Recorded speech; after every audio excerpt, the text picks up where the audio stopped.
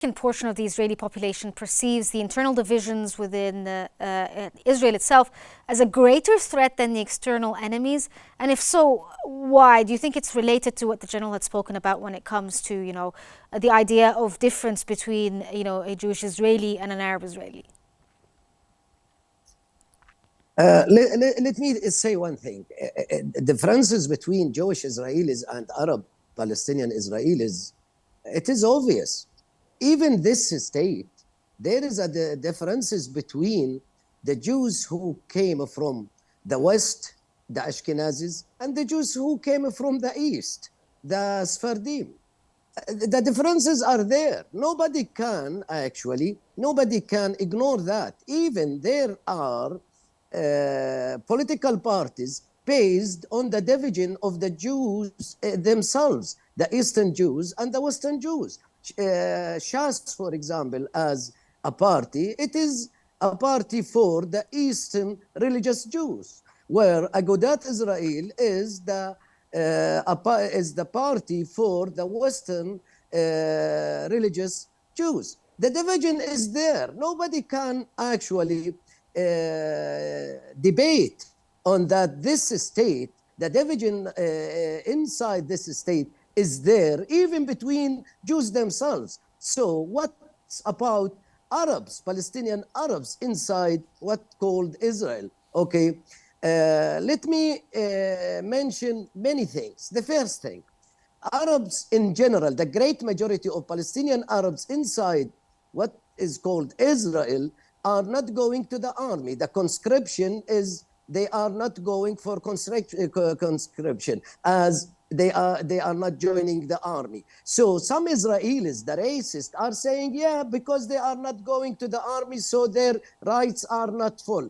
I'm telling you, what's about thousands of religious Jews inside who are, they call them the students of religious schools. They are not going to the army, but they are enjoying full rights, while Arabs who are not participating in the Israeli army, they are not getting their full rights. Even many of Arabs who are participating in the Israeli army are not getting all of their rights. Okay, Israel is a racist state. There is no doubt that it is a racist state, and this country actually is practicing racism in two levels.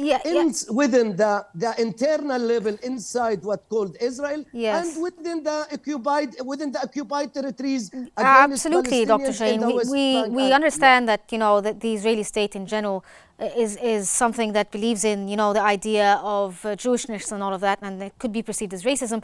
But the focus here, if you could just sort of tell us your opinion on if an internal threat for Israel is more significant than perceived external threats from around. Israel and its national security phenomena and its national security concepts are deciding their threats. The threat coming from where? They consider that's according to Herzliya conferences, the annual conferences of Herzliya for national security, for Israeli national security.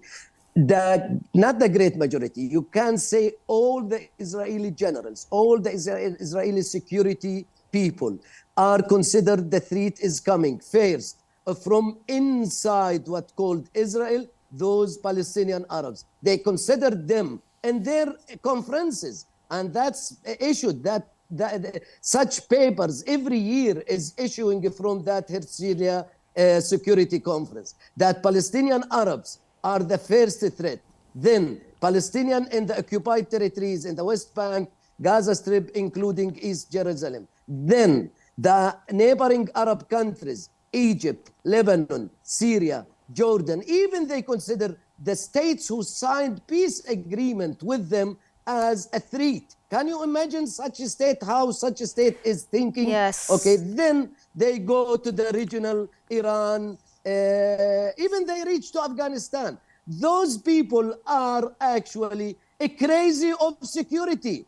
They are crazy of security. They are exaggerating the concept of their security. You know why? Just to expand their influence and to expand their territories.